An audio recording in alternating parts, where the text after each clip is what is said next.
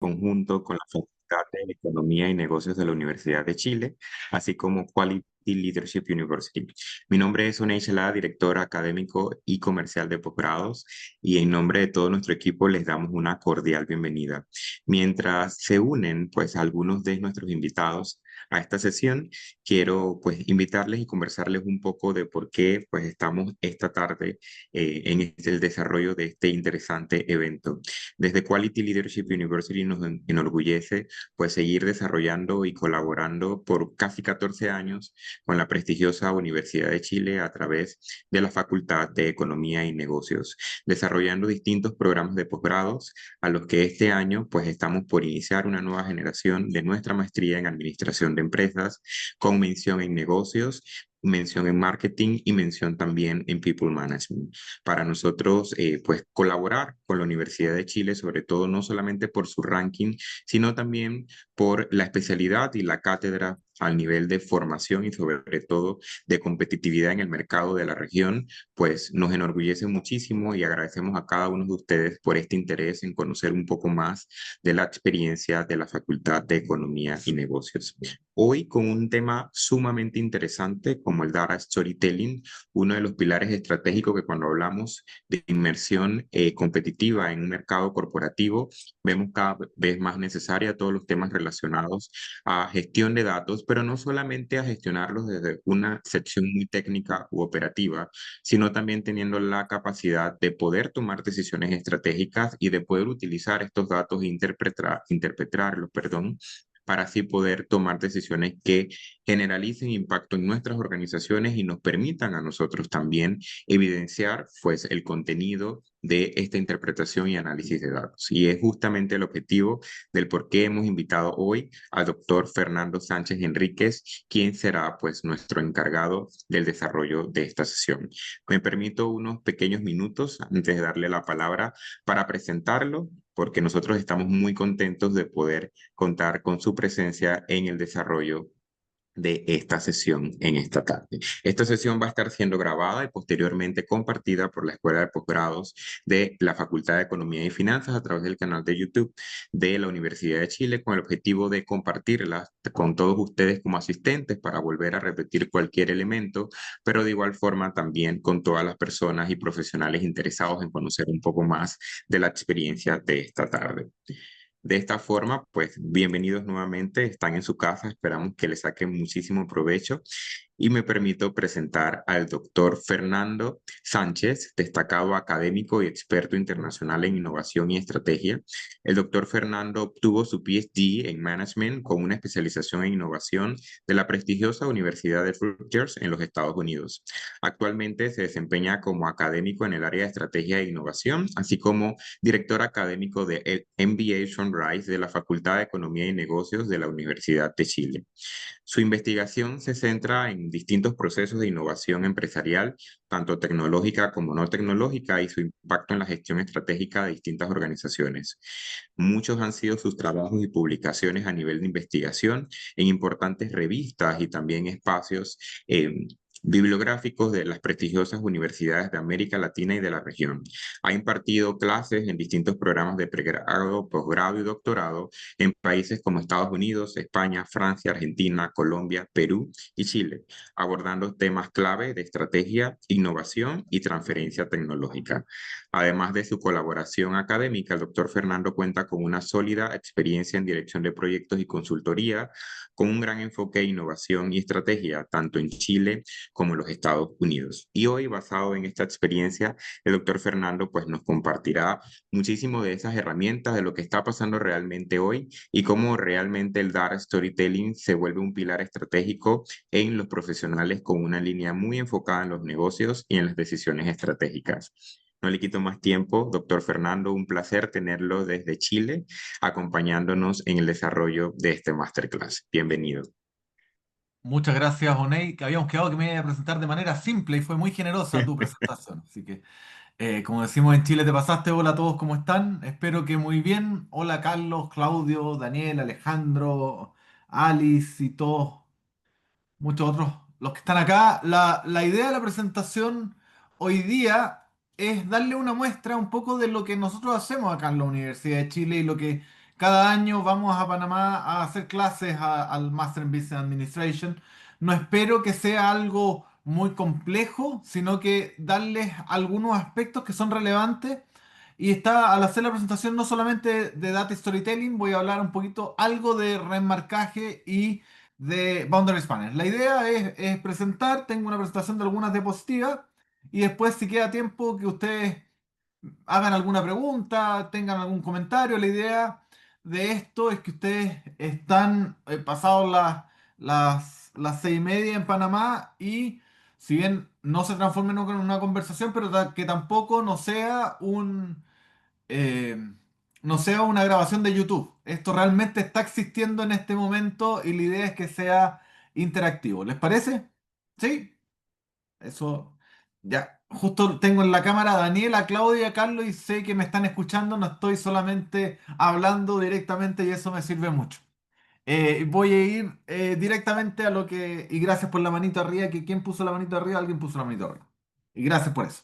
Voy a ir directamente a lo que vinimos. Data Storytelling. En general, quizás muchos de ustedes han tenido cursos, han hablado acerca de storytelling.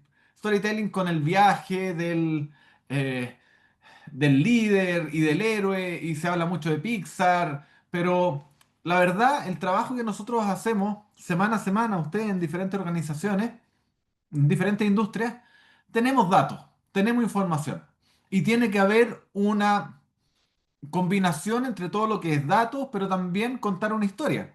Si ustedes no son capaces de contar historias o de convencer a otro, al directorio para que les dé más presupuesto, a un cliente para que les compre, a la gente de finanzas para que pase algo, o convencerlos de operaciones para que suelten y que lo hagan las cosas más rápido, etcétera, uno no llega a ningún lado.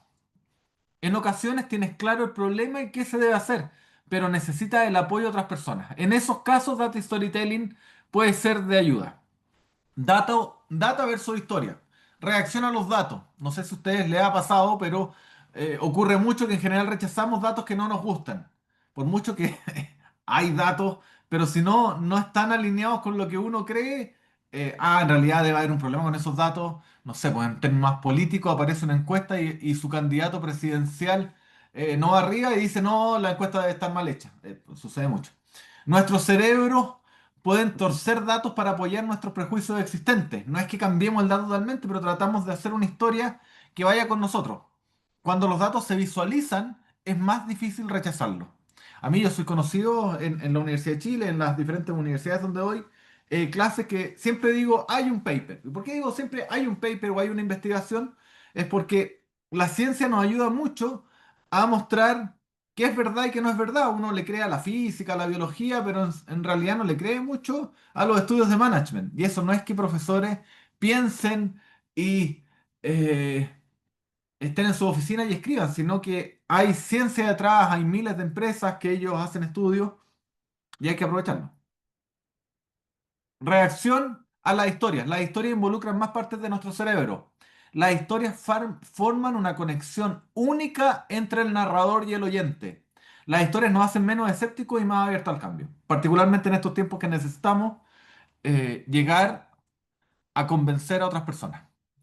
Hal Varian, que es el Chief Economist de Google, a los que alguna vez, quizá algunos de ustedes estudiaron economía, hay un libro que se llama El Varian, que es de Hal Varian, comentó la capacidad de tomar datos, de poder entenderlos, procesarlos, extraer valor de ellos, visualizarlos y comunicarlos, va a ser una habilidad enormemente importante en las próximas décadas. Con la irrupción de inteligencia artificial, hasta ChatGPT o Gemini son buenos en creatividad. Imagínense, hasta nos están ganando en creatividad. Salió un paper la semana pasada que tienen mejores ideas que nosotros. Que se supone que la creatividad hay que quedar en el humano. ¿Qué nos queda a nosotros entonces como humanos? ¿Cómo complementamos el conocimiento que puede dar inteligencia artificial? Uno de los aspectos es la parte humana, la parte social. Cómo ustedes todos esos datos los pasan a una historia. Contar historias a través de la visualización, por ejemplo, la vida del emperador Nero en monedas. Vean cómo se hizo, decimos en Chile, cómo se hizo bolsa el pobre Nerón a través de los años. Uno puede contar una historia y uno se va dando cuenta cómo la vida de lujuria de Emperador Nerón le pasó la cuenta, como decimos en Chile. Otra manera de contar historia a través de la visualización. Esto, como decimos en Chile, es muy fome, pero a mí me gusta mucho el ejemplo. En realidad, así es como se ven los créditos, así pasan los créditos realmente en un cine. Data Storytelling tiene tres elementos. Fome y aburrido. Gracias, Leonardo, que tiene la traducción simultánea. En el chat ustedes van a ir viendo la traducción simultánea del chileno al castellano. Somos conocidos en Chile que somos uno de los idiomas más difíciles de entender, así que les pido disculpas de antemano. Estoy tratando de sacar toda la jerga chilena, pero es imposible. Data Storytelling tiene tres elementos. Uno, los datos. Dos, la historia. Y tres, lo visual. Si ustedes combinan la narrativa con los datos, sé que es muy bueno porque pueden explicar. Narrativa, tienen una historia con los datos. Si tienen la narrativa con lo visual, involucran a las personas a quienes ustedes le están presentando. Y por último, si ustedes combinan lo visual con los datos, ustedes deslumbran. ¿Qué es lo que uno debería buscar? El impacto total, que es, de nuevo, los datos, la historia, lo visual. Revisen ustedes las últimas presentaciones que hicieron en su empresa. ¿Tienen, sumaron datos en general? Sí. Nosotros somos del área de negocio, operación, ingeniería, hay datos. Pero cuentan una historia y tienen aspecto visual. La forma es muy importante en los días de hoy. Por ejemplo, Meta, no sé si ustedes han visto en redes sociales, esto es lo que hace thankyart.com, que muestran los income statements de diferentes empresas muy reconocidas.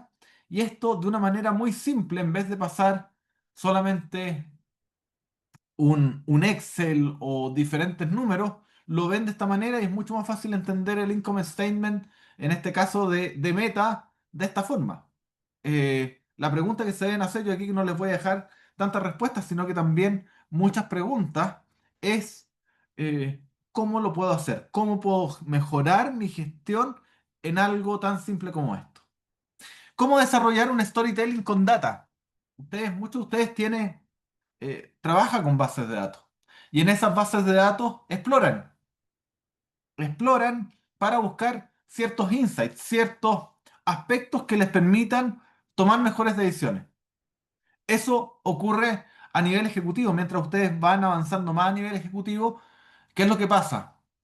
Eh, Cada vez uno hace menos y toma más decisiones. Y para tomar mejores decisiones, tienes que ir a buscar en los datos aspectos que les puedan servir para que les ayude a crear valor en sus organizaciones. Y eso tiene el insight. Sin embargo, al momento de desarrollar un storytelling con data, uno no ocupa eh, las matrices, los datos que en los que estaba trabajando, sino que tiene que convertir esos datos en algo que sea mucho más fácil de entender de las audiencias. Tienen que Yo creo que más de uno de ustedes al momento de presentar ha tomado todos los gráficos que tiene y los pasa a la presentación, al directorio, a la gerencia, a los dueños o a los clientes. Y tienen que hacer un paso desde la data, la explorar al insight, hasta llegar a la audiencia con otro mensaje. En otras palabras, ¿cuál es la invitación? Conviértanse en Indiana Jones. Eh, Conocen Indiana Jones, ¿verdad? Sí. Los jóvenes quizás no, pero no es porque estén en Panamá, sino porque son muy jóvenes y ya no ven películas. Pero Indiana Jones el arqueólogo, exploraba, pero no llegaba cuando hacía clases en Princeton, no llegaba como con el látigo, etcétera, sino que Henry Jones Jr. explica, tienen que separar la fase de exploración de datos con la fase de explicación de datos. No son data storytelling efectivos. Primero que nada, el atajo. Ustedes tienen los datos, exploran y llegan al insight. Y después del insight se van directamente a la audiencia. ¿Qué ocurre cuando hacen eso?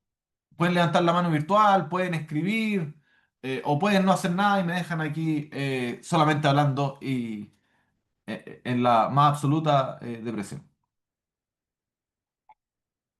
¿Cuáles son los riesgos? ¿Cuáles son los riesgos ustedes llegan o han visto, quizás ustedes no, pero quizás han visto a personas presentando y llegan con gráficos llenos de cifras, llenos de números y uno no sabe en la presentación dónde ver? ¿Le ha pasado eso que de repente uno no sabe dónde ver en una presentación porque son, como decimos en Chile, una sábana de cifras, de gráficos y son demasiadas cosas?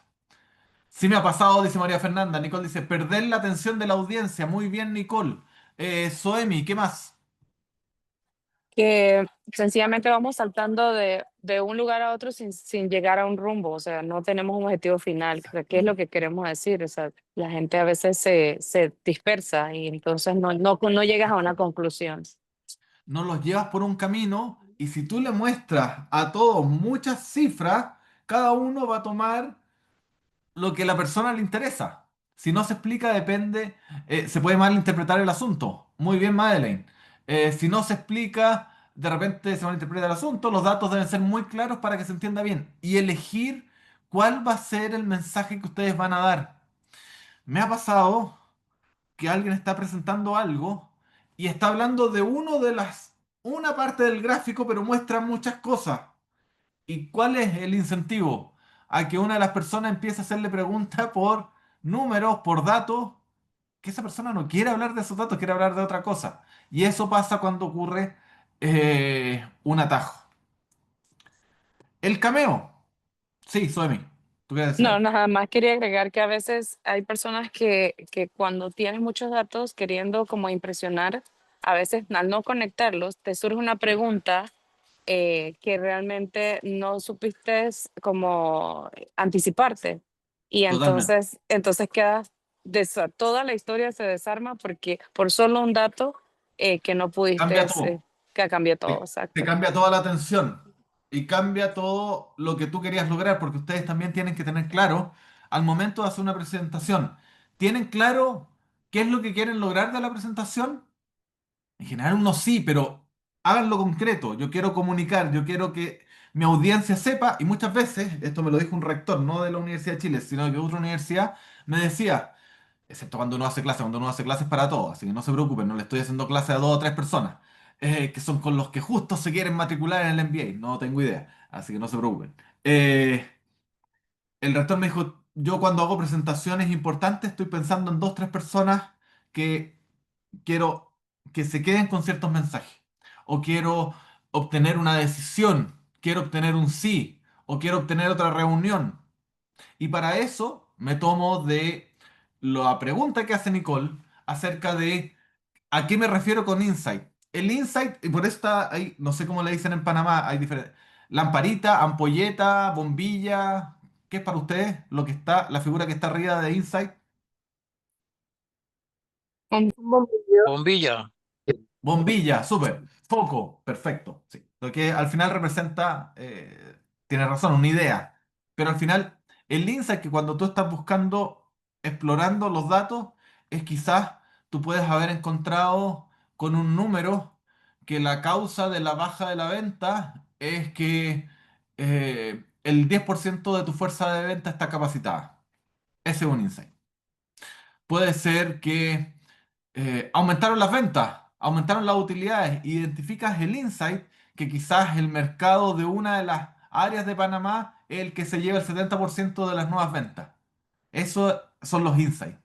¿Qué pasa si en cada uno de estos ejemplos que te he dado, Nicole, tú pones todas las ventas o tú pones cuáles son todas las razones?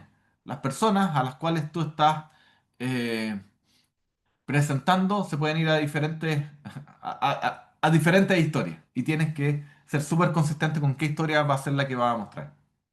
¿Respondo a tu pregunta, Nicole? Súper, de nada. Segundo, el cameo. Esto yo sé que alguno de ustedes lo ha hecho, no diga que no. Uno tiene una historia y esa historia es la que quiero contar. Y me voy a los datos a seleccionar la información que pueda confirmar esa historia. Y yo con eso genero un gráfico, por ejemplo, han subido 98% las ventas a la audiencia. Que no es que uno esté mintiendo 100%, sino que uno está forzando los datos. Esto se le llama en investigación torturar los datos. Cuando si uno llega a torturar lo suficientemente los datos, te van a decir lo que tú quieres. Sin embargo, ¿cuál es el peligro de hacer esto que se llama el cameo? ¿Alguien?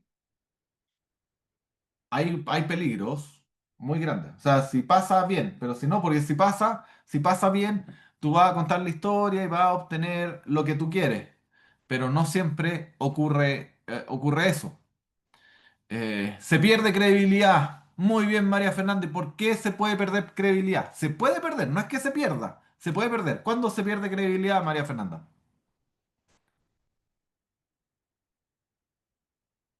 Pierde estructura del negocio. Muy bien también, Daniel. La estructura del negocio al final no está obteniendo lo que realmente dicen los datos. Está solamente respaldando tu historia. Entonces quizás las conclusiones que tú vas a sacar no son las que deberías y no estás tomando los cursos de acción que deberías desarrollar. Pérdida de privacidad. Muy interesante, Francisco. A ver, cuéntanos un poquito más acerca de pérdida de privacidad.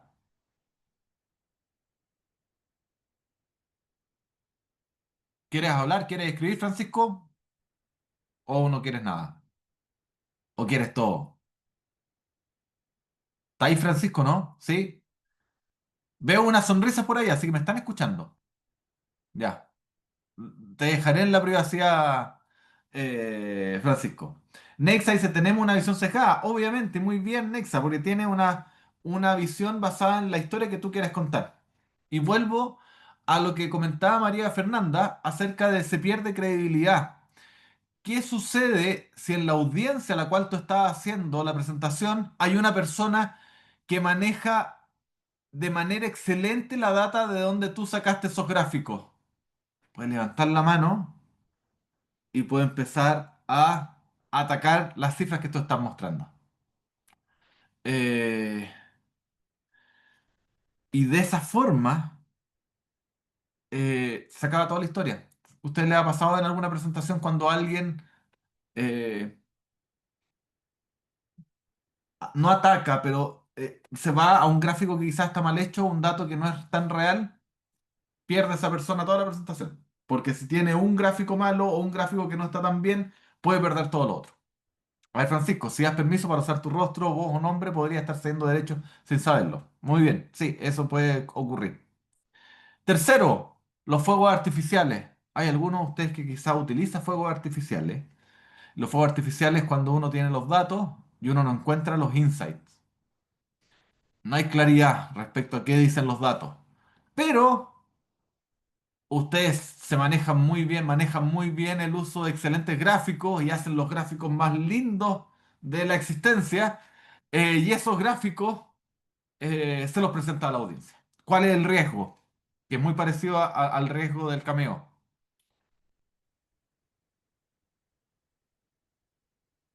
El riesgo es el siguiente, que vaya a haber audiencia que conoce muy bien también los datos y que se dé cuenta que lo que tú estás mostrando no hay nada sustancial, no hay nada que tenga, como decimos en Chile, no tiene carne.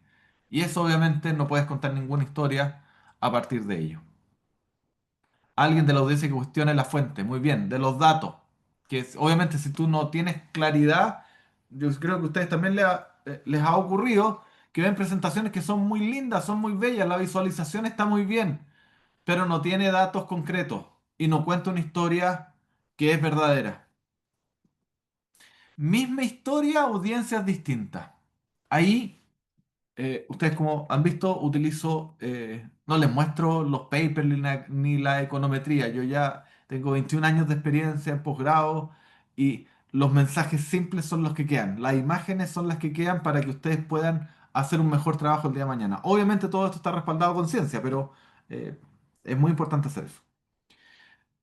Tienen que ir cambiando las historias que ustedes cuentan dependiendo de la audiencia que tienen. A un cliente no le pueden mostrar la misma presentación que a su equipo. A su equipo no es la misma presentación que gerencia. Dense el tiempo. Se nota de muy buena, o sea, de muy mala manera cuando alguien utiliza la misma presentación para todos, porque tú no vas a obtener y no vas a cumplir los objetivos de en esa presentación, en ese data storytelling, exactamente, María del Carmen. Se nota cuando se recicla la información y no está personalizada. Tomar en cuenta, referir fuentes de donde se toma información para obtener buenos resultados. Muy bien, Daisy. Y en otras palabras, ustedes pueden tener la misma historia, pero con diferentes audiencias tienen que hacerlo distinto. Ustedes saben, conocen a Winnie the Pooh, es conocido Winnie the Pooh en Panamá, ¿verdad? ¿Lo conocen bien? Sí. Ustedes saben lo que ha pasado a Winnie the Pooh hace 2, 3 años. Bueno, Winnie the Pooh con Christopher Robin. Ustedes saben que Christopher Robin llegó al bosque, conoció a todos sus amigos y lo pasaron muy bien. Fue algo muy lindo, etcétera, que es para niños. Ustedes saben qué pasó hace 2 años con Winnie the Pooh, con la marca Winnie the Pooh. Quedó ahora dominio universal, dominio público, porque se cumplieron, no sé si 75 o 100 años, y después de eso cualquiera puede utilizar la marca. Apareció una película de terror que se llama Winnie the Pooh, Blood and Honey, que se trata, no sé si la vieron, es muy mala la película, pero la película se trata de que Christopher Robin se va porque tiene que volver a su colegio, a su vida, y vuelve 25 años después con su novia, y Winnie the Pooh y todos sus amigos quedaron traumados porque Christopher Robin los dejó abandonados, entonces los asesina. Cuento todo esto de... ¿Para qué? Para que les quede claro. Esto si les pongo las letras no se van a acordar, pero sí si les pongo a las dos Winnie the Pooh, que es la misma historia pero para diferentes audiencias, eh, hagan ese esfuerzo. Cambien. Busquen cuál es el objetivo de mi reunión. ¿Qué es lo que estoy contando? ¿Qué es el dato que tengo que hacer? Y aquí es lo que el arco de storytelling que les quiero comentar. Que en definitiva es, uno comienza con su presentación con un gancho, se dice, con un setting. El background de la situación actual, cuáles son los involucrados, más el gancho. No sé si esa figura que ustedes ven ahí, ustedes también utilizan la palabra gancho, ¿está bien o no? ¿O utilizan otra palabra? Sí, gracias. Gracias, Daniel. Me das confianza con tu dedo para arriba. Eh, ¿Cuál es el gancho? ¿Tienen claro cuál es el número, cuál es el dato que va a llamar la atención de su audiencia, de sus clientes, de sus proveedores, de su equipo, de su jefe o jefa, del gerente general, del directorio? Y después ustedes van construyendo uno a uno diferentes insights que puedan ser relevantes y que vayan construyendo la historia. Hasta que llega el aha moment, que es el descubrimiento más importante, el insight central de su presentación. Y una vez que ustedes identifican eso, que puede ser el gran problema, que puede ser la gran oportunidad, terminan con las soluciones y los next steps. ¿Cuáles son las opciones potenciales y cuál es la recomendación? Obviamente el aprendizaje de tu audiencia es mayor y probabilidad a actuar aumenta si ustedes tienen estos 4 pasos. El gancho, insights que van construyendo la historia y termina con un clímax. Y después vienen las soluciones y next steps. Revisen, esto es solamente una presentación, una masterclass, revisen sus presentaciones. ¿Tienen claro que tiene un sentido? Quizás tienen la historia, pero lo van complementando con datos. Está comprobado que las personas no recuerdan ningún dato, no recuerdan ningún número, recuerdan la historia.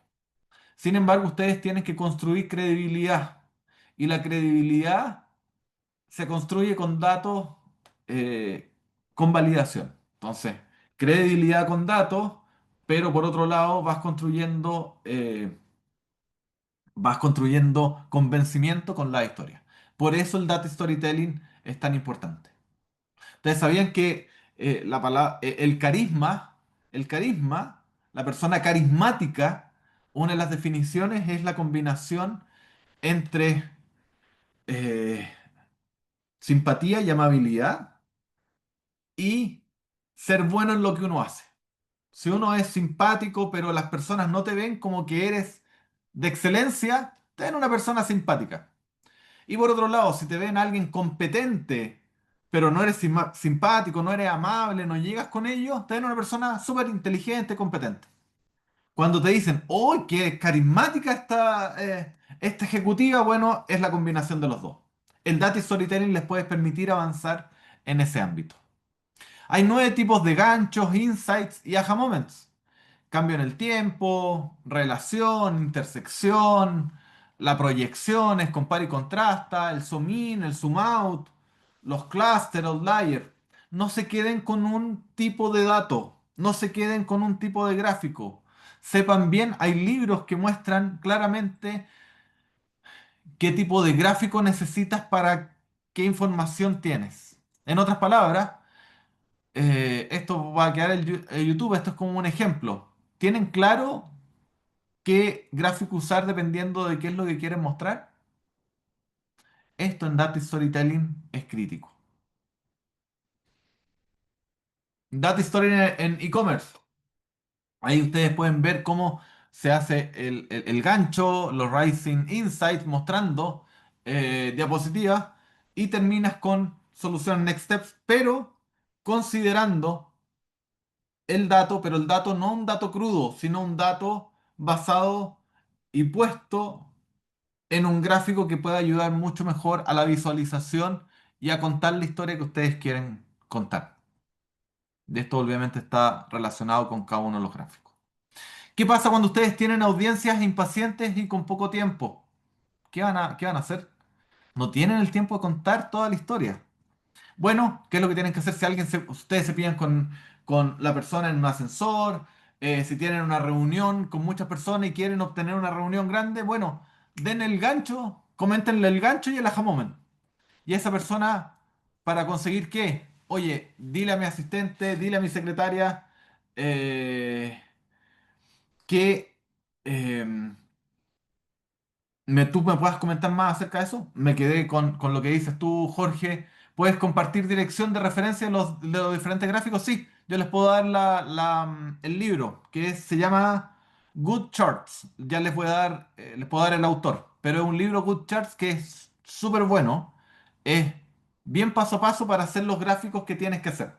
¿Cuándo hacerlo? ¿Cómo hacerlo? Da cosa de diseñador, porque también pasa que hay personas que hacen gráfico y quizás el gráfico, pero no lo hacen bien. Y que te puede ayudar. No es algo de PowerPoint ni de nada, pero verlo de manera estratégica. Cómo de manera estratégica tú puedes utilizar cada una de esas cosas. Así que no hay ningún problema, Jorge. Eso.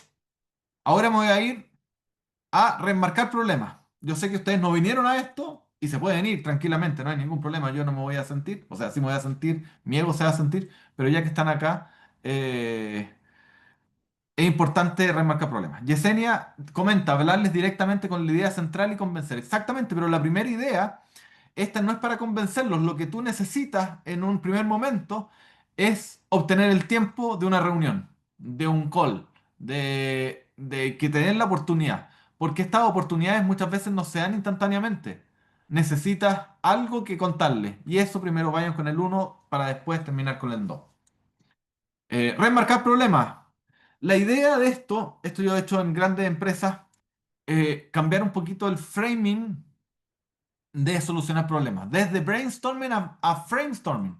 Es decir, no buscar soluciones al problema, sino mirar marcos alternativos a los problemas.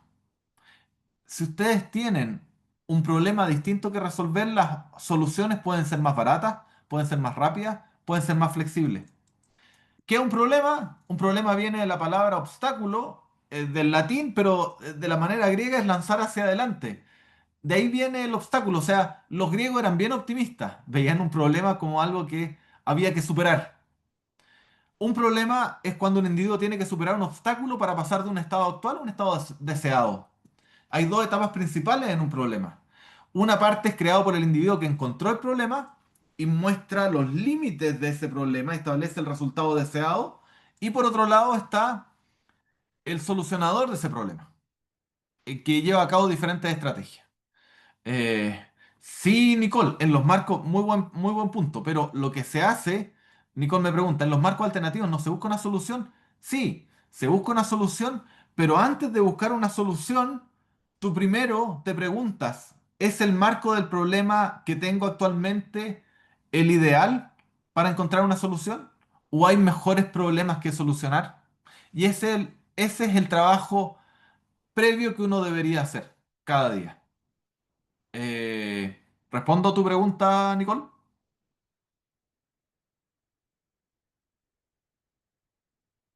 Exactamente. Y no, yo les voy a comentar acá, ya viene, que no es analizar un problema. Pero ustedes, muchos de ustedes, yo creo que tienen conocimiento de análisis de causa raíz, de los cinco por qué, de Ichikawa, etcétera. Pero esto es ver otros problemas y en base quizá hay un problema mejor y ahí tú analizas el problema y lo solucionas.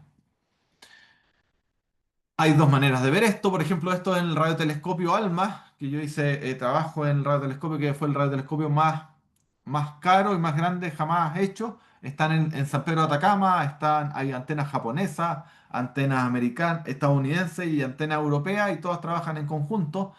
Tuve la posibilidad de trabajar con ellos y ver cómo se podían solucionar problemas de mejor manera. Ustedes pueden ver a la derecha donde Robert Lucas encontró el problema, pero no era el que estaba a cargo de solucionar el problema, era Anton Sherm.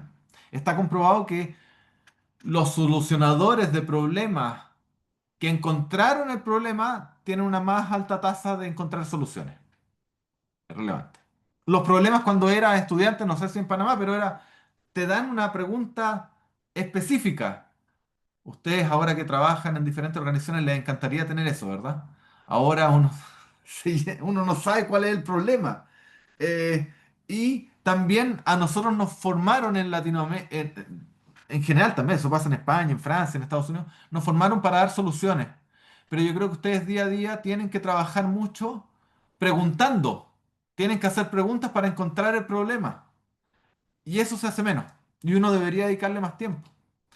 Existen tres tipos de problemas con las organizaciones. Un dolor que no sabes bien por qué y de dónde viene. Un objetivo que no sabemos cómo alcanzarlo. Y lo peor de todo, una solución de la que alguien se enamoró.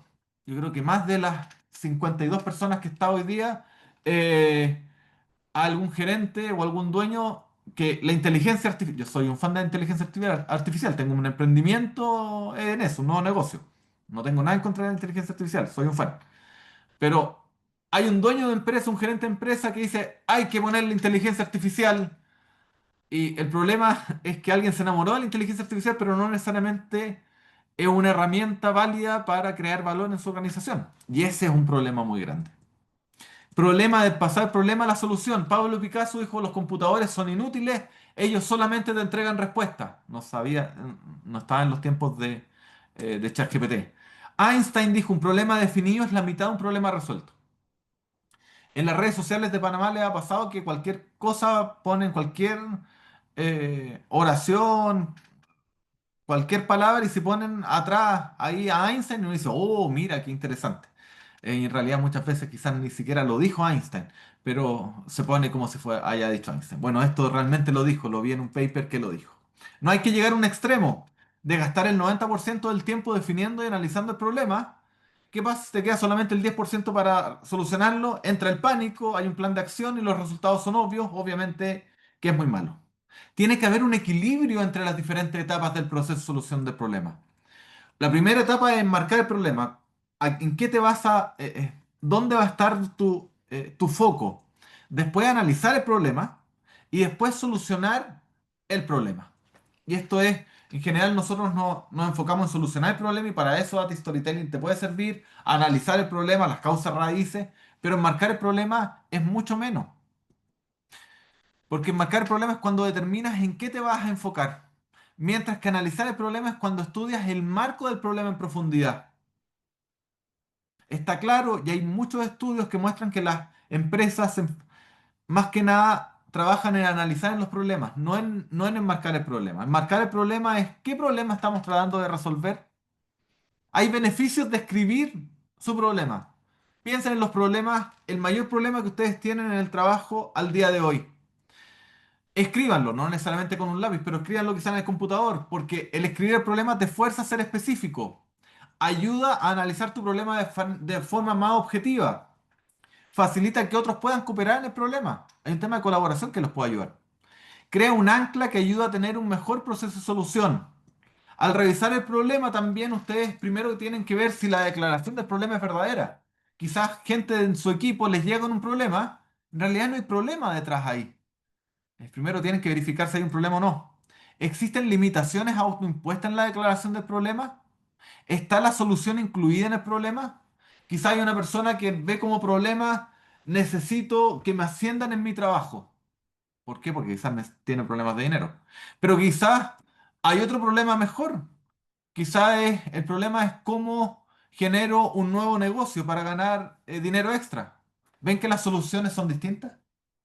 O quizás el problema es gasto mucho. ¿Cómo bajo en un 20% mis gastos? Las soluciones a ese problema son distintos. Ayuda a priorizar el problema y saber el grado de importancia, exactamente, Daisy. Y también te abre oportunidades, no por el análisis del problema, pero si ustedes se quedan en el primer problema es, oye, tengo que analizar cómo me ascienden, qué tengo que hacer para que me asciendan, tengo que cumplir los objetivos de la empresa, o tengo que mi jefe me tiene que ver más qué es lo que hago. Pero se están perdiendo todas las otras soluciones porque el marco del problema es distinto. ¿El problema es claro? ¿Saben ustedes realmente clarificado el problema? ¿O existen falsos trade-off? Quiero mejorar la calidad de mi servicio y para eso tengo que tener más presupuesto, pero quizás no tienes que tener más presupuesto. En otras palabras, hay muchos problemas con diferentes raíces. Se tienen que preguntar cuánto gastamos tiempo, dinero, energía en resolver problemas equivocados. Para encontrar soluciones efectivas e innovadoras, debes saber en qué problemas trabajar. Y por último, la manera en la que marcas un problema determina qué soluciones se te ocurren. Al cambiar la manera en la que ves los problemas, remarcándolos, puedes encontrar soluciones significativamente mejores. Beneficio de remarcar en problemas: evitarás obviamente resolver problemas equivocados, encontrarás soluciones innovadoras y tomarás mejores decisiones. En otras palabras, les quiero dejar una pregunta. ¿Ves? No les doy soluciones ni les doy... ¿Qué problema te gustaría remarcar? Esto, por ejemplo, lo vemos en el curso de estrategia en el MBA de Panamá. Hay frameworks que te permiten remarcar de mejor forma. Por último, quiero terminar hablando de los boundary spanners. ¿Qué son los boundary spanners o los knowledge brokers? Son individuos capaces de transferir información y conocimiento entre un lugar a otro con el fin de poder ser usado en el desarrollo de innovaciones. Al servir de puente entre dos áreas u organizaciones, los knowledge brokers pueden encontrar combinaciones únicas de conocimiento. Cuando ustedes sirven de puente entre dos ámbitos de conocimiento, o entre la teoría y la práctica, o ustedes venían de una industria y llegan a otra, tienen acceso a dos ámbitos de conocimiento que pocas personas tienen ese acceso y por lo tanto pueden combinar y pueden llegar a nuevas soluciones. Preguntas. Hay estudios que muestran que los knowledge brokers tienen mayores, llegan más lejos en las carreras profesionales, tienen más soluciones innovadoras. Uno ve, este es la matriz de Stokes, tiene 75 años, basado en ciencia, en investigación y desarrollo, pero esto uno lo puede transformar en otros ámbitos. eh, hay personas que les interesa el uso comercial, y no solamente el uso comercial, sino que la aplicabilidad de, de un conocimiento. Están buscando la solución a problemas. Y hay otros que no les interesa eso. Y por otro lado, en el eje de la Y, uno también, uno se pregunta, hay personas que les interesa el saber el porqué de las cosas, saber la teoría detrás, por qué pasan las cosas que pasan. Y eso nos lleva a cuatro cuadrantes. El primer cuadrante, el cuadrante de Edison. Edison, a mí en mi PhD leí, eran como cartas al diario, a los periódicos de Edison diciendo que los investigadores no servían para nada, que lo importante era los inventos, de qué manera solucionaban los problemas de las personas. Ahí están esas que no le interesa el entendimiento, sino que le interesa el uso comercial. Por otro lado está el cuadrante de Bohr. Bohr, ustedes saben, matemático, físico, ganador del Nobel. Hay personas que les interesa el porqué de las cosas, pero no les interesa qué se va a hacer con esto. Por eso muchas veces está la ciencia dura y la ciencia aplicada que toma el conocimiento y lo transforma. Está el cuadrante persona común que no nos interesa, y no voy a hablar de ello porque no es interesante. Al que quiero llegar es al cuadrante Pasteur. Las personas como Pasteur les interesaba el conocimiento per se, pero al mismo tiempo eran un puente y buscaban soluciones a los problemas del día a día. Este tipo de personas está confirmado que pueden solucionar más problemas y al mismo tiempo, esto también sucede en empresas, imagínenlo por el lado, por un lado están los de operación y por el otro lado está la gente de ventas comerciales. ¿Cómo son esas reuniones cuando se juntan los de operaciones con los de ventas? Espectaculares, ¿verdad? No se pelean nunca, no hay ninguna discusión.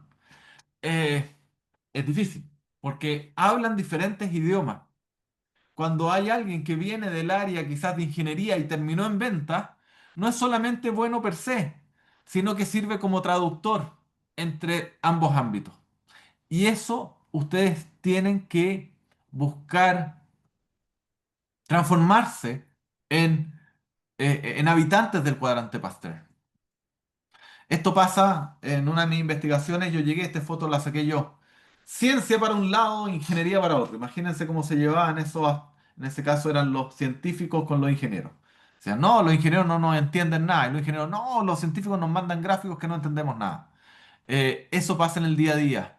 Cuando llega la gente de venta o de marketing y le dice a los de operación, oye, necesitamos el producto más rápido, tenemos que vender sí o sí. Y los de operación, no. Todas las cosas se hacen bien, hay que seguir los procesos. Y los dos tienen razón.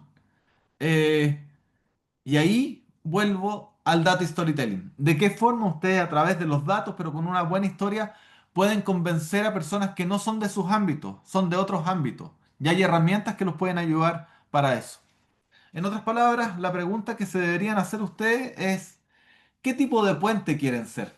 Aquí hay diferentes tipos de puentes. De nuevo, está comprobado que los puentes, las personas que sirven de puente entre dos ámbitos y dos dimensiones de conocimiento, llegan más arriba en las organizaciones. Tienen capacidad para innovar. Y cuando digo innovar, no para crear nuevas cosas, sino que para crear nuevas cosas, pero que puedan crear valor para la empresa. Y por último, voy a terminar con un mensaje de la importancia de adoptar innovaciones de un campo, industria, contexto a otro. Este es, por ejemplo, el restaurante más premiado en el mundo, el Eleven Madison Park, que está ubicado en New York City. No sé cómo es en Panamá, en Chile, nosotros cuando uno llega a un restaurante, te ponen un pancito y te ponen un pebre, un chancho en piedra, que son un tomatito con ají, para que uno coma mientras uno pide. Bueno, en Estados Unidos ponen aguas, te dan agua, igual que en Europa, que te sirven agua o en Francia. De no sé qué, ¿en Panamá les sirven algo? Lo más posible es que yo vaya a hacer clase el año pasado, el próximo año, así que quiero prepararme. Claudio, Sería ¿sirven medio algo? europeo. Vamos con el ¿Ah? agua. El Sería agua medio no. europeo. Vamos con Pero al agua. menos es agua. Muy bien. Imagínense en ese restaurante que es el mejor del mundo, te sirven como seis tipos de agua. Y ustedes saben que sirven agua o en Chile el pan. Ay, pan de la casa. Después me da el dato Laura para cuando vaya a Ciudad de Panamá a hacer clase el próximo año. ¿Dónde dan pan? Para probar el pan de Panamá. Bueno, ustedes saben que sirven eso para que también tostadas, aguas, salsas, te dan de todo. Y también en otros lados, en España, en Barcelona, uy, te dan unas cosas muy, pero muy exquisitas. Bueno, pero te las dan para que uno, el tiempo que se demora en entrar entre los platos, esté mejor. Toda esta historia al final, esto es como, sí, ahí no entendí, Nexa. Estaba hablando para acá, ¿o no? No sé. Bueno. Eh, y es una tontera, ¿eh? Va a terminar, no va a terminar también, pero como son el mejor restaurante del mundo y no solamente por comida, sino por servicio, eh, inventaron una manera, porque la persona que va a preguntar el tipo de aguas, que no son solamente una, dos, sino que son seis, para que el mesero llegara con las aguas, tomaron de otra industria nada que ver que el béisbol, con las señas. Obviamente que los comensales no se dieran cuenta, pero lo hacen señas, entonces llega automáticamente la persona con las aguas. Ven, de restaurante a deporte. Último ejemplo, este hospital oncológico pediátrico en Inglaterra tenía grandes problemas de eficiencia en el layout de los trasplantes de órganos. Lo hacían mal. Eran uno de los últimos en Inglaterra. ¿Y qué es lo que hicieron? Les pongo el paper para que vean para que me crean. Obviamente esto lo puedo haber inventado con ChatGPT, pero no lo hice. Es verdad, existe este paper. Le pidieron ayuda a Ferrari No sé si ustedes están familiarizados con la Fórmula 1 de los pits que se demoran 5 segundos, no sé en cuántos segundos están, yo no soy tan fanático, 5 segundos en cambiar los neumáticos y salen. Y Ferrari de la Fórmula 1 les ayudó a mejorar el layout eh, en la sala de operaciones. Pasaron a ser uno de los mejores hospitales pediátricos oncológicos en Inglaterra. Imagínense que les estoy poniendo un ejemplo de trasplante de órganos pediátricos y la Fórmula 1. Es extremo. Piensen en sus industrias, piensen en lo que ustedes hacen. ¿Qué pueden tomar prestado de otras industrias? Uno siempre debería preguntarse mucho el no sé que no sé. Eso es la inmensidad. Nosotros no sabemos muchas cosas que no sabemos. Si uno transformara algunas cosas del no sé que no sé en sé que no sé, habría muchas oportunidades de innovación, de mejorar. Y para eso sirve el data storytelling de llegar a espacios de conocimiento que no estaban antes. Esa es mi presentación de hoy. Muchas gracias por eh, estar conectados. Se quedaron 51, así que espero le haya servido. Fue algo muy al, muy específico, pero no se dieron cuenta, habían 75 diapositivas. Pasamos por 3 temas y pasamos como, les pasé como 12 papers, así que muchas gracias por su participación, espero le haya servido y espero, eh, esto es lo que hacemos en la Universidad de Chile basado en ciencia, pero la ciencia uno la puede combinar con la parte práctica que les puede ayudar en el desarrollo de sus carreras. Así que muchas gracias por los mensajes que están mandando, me hacen muy feliz. Buenísimo, Fernando. Muchísimas gracias. De verdad que desde Quality Leadership University te agradecemos por el apoyo y sobre todo por esa emoción de venir pronto a Panamá, ¿verdad? Sí, sí, ya estoy ya para ir el próximo año a dar clases de estrategia. Así que ahí Buenísimo. Por más de acá, 20 por horas acá. haciendo las clases. Claro que sí, por acá, bueno, esperamos verte pronto de igual forma agradecidos con todas las personas que se han conectado, unidos y sobre todo que han participado en esta sesión. Justamente lo que acaba de mencionar Fernando, pues nuestra búsqueda tanto de QLU como de la Universidad de Chile de poder transmitir a la comunidad profesional pues algunos elementos que nos permiten como profesionales agregar valor a nuestras organizaciones. Tal como les comentaba al inicio de la sesión, esta sesión fue grabada y posteriormente será compartida a través del canal de YouTube de la Universidad de Chile y le estaremos compartiendo para que también de igual forma puedan compartirlos con sus colegas y compañeros que necesitan conocer algunas de las recomendaciones vistas con Fernando esta tarde. Fernando nuevamente y Leonardo del equipo también de posgrados de la Universidad de Chile, muchísimas gracias por este acercamiento y esperamos pronto tener esta sesión también presencial acá desde Panamá. Feliz noche a todos. Muchísimas gracias por su participación. Muchas gracias a Hasta todos, luego. gracias por el interés, que estén muy bien. Gracias, Gracias, Fernando. Fernando. Hasta luego. Buenas Gracias. noches, muchas Fernando, Gracias. gracias gracias. Buenas noches. Claudio. Suerte. Nos vemos. Buenas noches.